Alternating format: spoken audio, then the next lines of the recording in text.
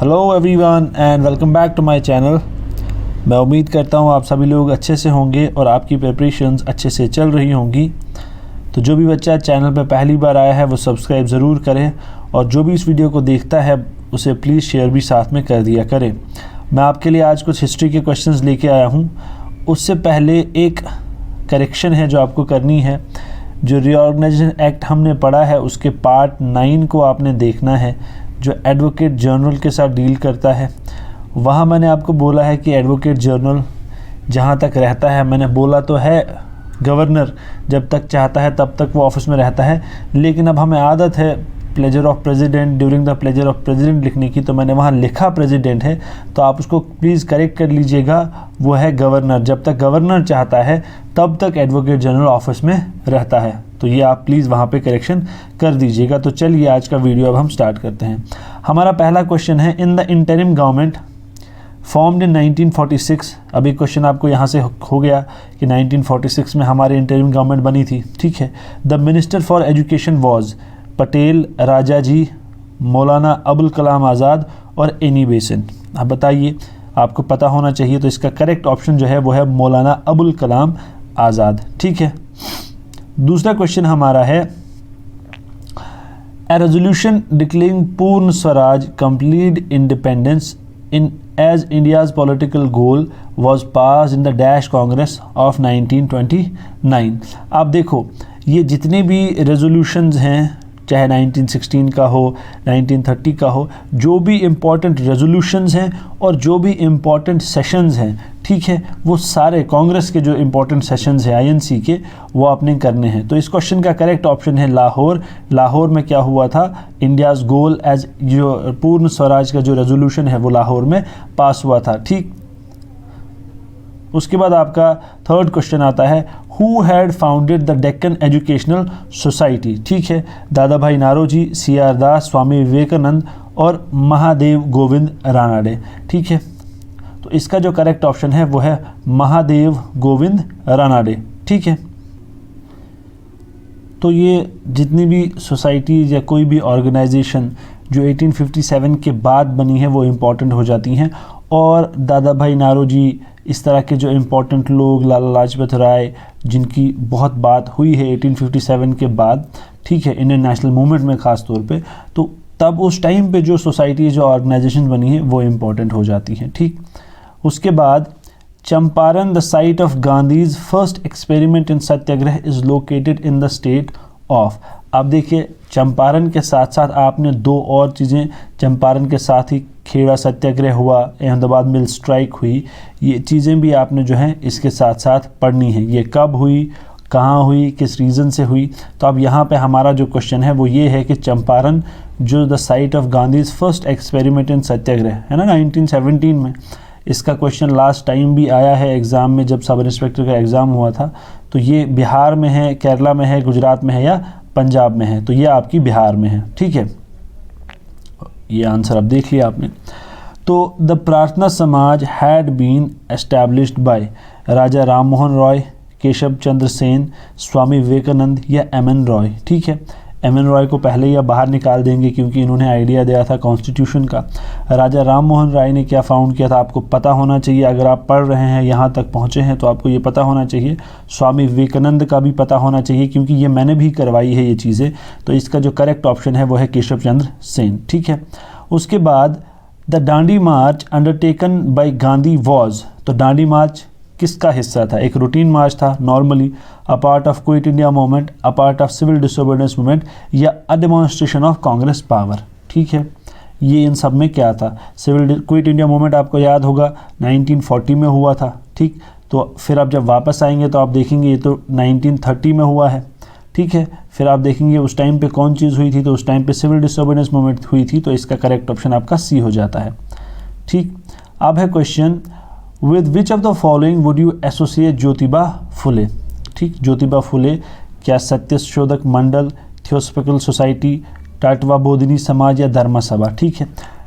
तो अब आप देखेंगे, देखिए एलिमिनेशन से भी आप कर सकते हैं, लेकिन मैं बार बार आपसे कहता हूं कि कहीं पे क्या होता है ऑप्शन, जैसे कहीं पे आपको ऑप्शन दिया जाएगा जैसे ब्रह्मो समाज जो है आगे डिवाइड हो गया, ठीक है, देवेंद्रनाथ टैगोर ने कुछ फाउंड किया और फिर जस्टिस एम.डी. रानाडे ने कुछ और फाउंड किया।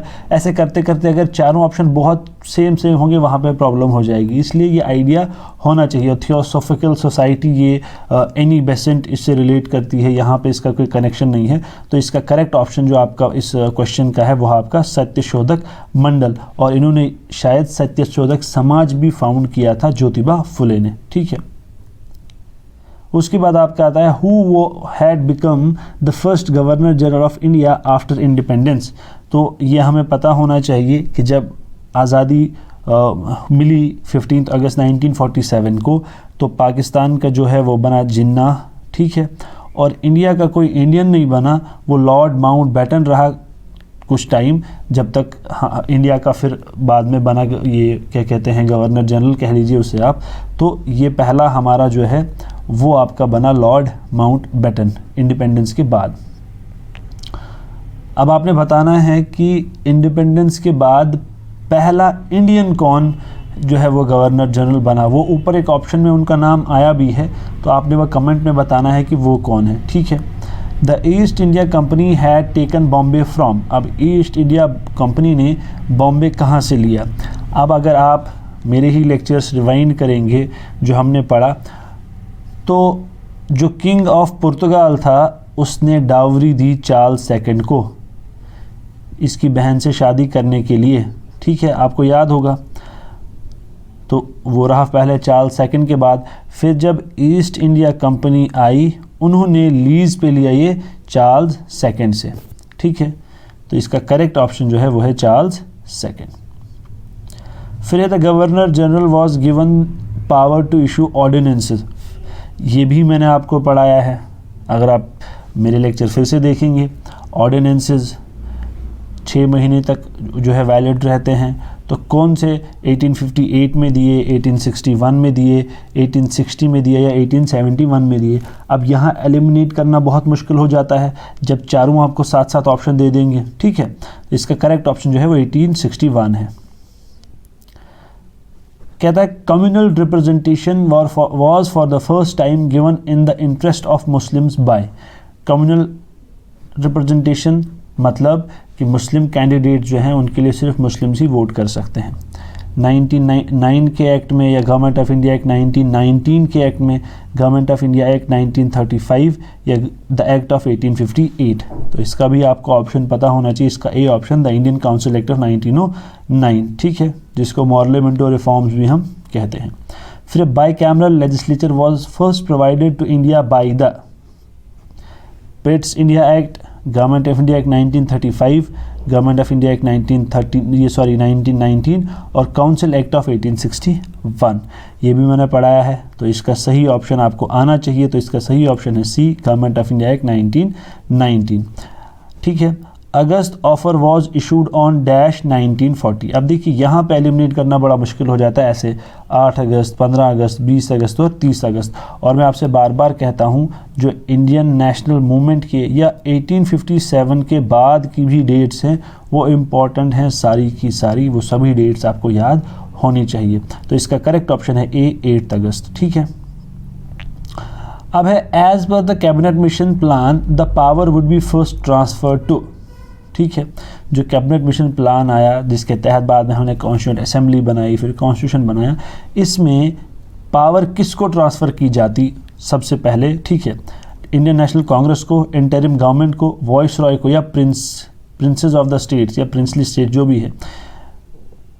तो बताइए इसका जो सही ऑप्शन है वो है बी, द इंटरिम गवर्नमेंट को ये पावर ट्रांसफ़र हो जाती जब तक कॉन्स्टिट्यूशन वगैरह बनेगा, इलेक्शन वगैरह हो जाएंगे, तब तक इंटरिम गवर्नमेंट बनाई थी।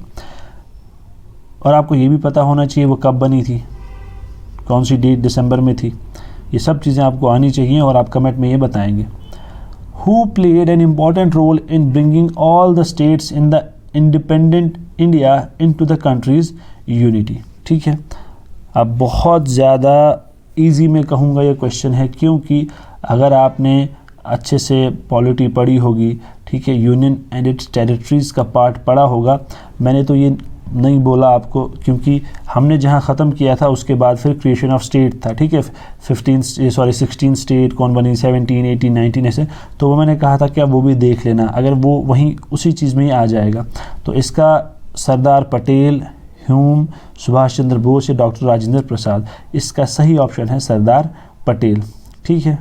सरदार वल्लभ भाई Patel, iron man of India, statue of unity, ठीक है, कौन से रिवर के पास है, गुजरात में, याद करो, ये चीज़ें सारी रिलेट होंगी, ठीक है। उस रिवर पे 2 बहुत इंपॉर्टेंट डैम्स हैं। मैं आपसे चीज़ें इसलिए सारी यहाँ पे नहीं कहता हूँ क्योंकि अगर आप खुद ढूंढेंगे, जब आप वो बुक खोलेंगे, ये मेरा खुद का एक्सपीरियंस है, जैसे आप जब 2 लोग बात करते हैं और आप कोई आंसर गलत करते हैं, फिर जब आप उसको करेक्ट करते हैं ना देख के, या कहीं से कोई कह देता है, तो फिर क्या होता है, वो चीज़ आपके माइंड में हमेशा रहती है। इसलिए मैं सिर्फ रिलेट करवाता हूँ चीज़ें, और मैं बोलता नहीं, क्योंकि अगर मैं बोल दूंगा आप कभी बुक नहीं खोलेंगे या इसे सर्च नहीं करेंगे, इसे नोट डाउन आप कभी नहीं करेंगे। इसलिए आप ये सब चीज़ें जब ढूंढेंगे तो 2-3 चीज़ें आपको, और यकीन करिए ये चीज़ फिर आपको भूलेगी नहीं, ठीक है। अब हमारा क्वेश्चन है, Tashkent agreement was sign between India and, ठीक है, पाकिस्तान, चाइना, तिब्बत, अफ़गानिस्तान। अब यहाँ पे बहुत से बच्चे कंफ्यूज हो जाएंगे, Tashkent, China, Tibet kind of name है ना, तो इसलिए इनको रखा गया है यहाँ ताकि बच्चा कंफ्यूज हो, लेकिन इसका जो सही आंसर है वो है ए, पाकिस्तान, ठीक। अब बताओ कौन था तब प्राइम मिनिस्टर? चलिए प्राइम मिनिस्टर मैं बता देता हूँ, ये लाल बहादुर शास्त्री। और किसके साथ एग्रीमेंट साइन किया था? पाकिस्तान से कौन था रिप्रेजेंटेटिव, ये आपने मुझे बताना है, ठीक है। The revolt of 1857 had it's beginning in Meerut, Plassey, Madras, Bombay, बताइए। तो इसका करेक्ट ऑप्शन है ए, मीरठ, ठीक है। ये मैं आपको बोल रहा हूँ, जो भी चीज़ें हुई हैं 1857 के बाद, बहुत इंपॉर्टेंट है सारी के सारी, इंक्लूडिंग 1857 का रिवोल्ट। अब है as per cabinet mission plan the strength of constituent assembly would be, ये तो सभी को आना चाहिए, 389, 289, 250, 350, इसका करेक्ट ऑप्शन है ए, ठीक है। इसका डिवीजन भी आपको आना चाहिए, ब्रिटिश इंडिया यानी कि 11 गवर्नर्स प्रोविंसेस से कितनी जो है सीट्स आई, ठीक है, फिर प्रिंसली स्टेट से कितनी आई, और इनको और 2 डिवीजन्स हैं, 11 गवर्नर प्रोविंसेस से और चीफ कमिश्नर प्रोविंसेस से, ठीक है, 292 यहाँ से, 4 यहाँ से, 93 यहाँ से, इनका डिवीजन भी आना चाहिए, क्या पता आपसे ये भी पूछें, ठीक है।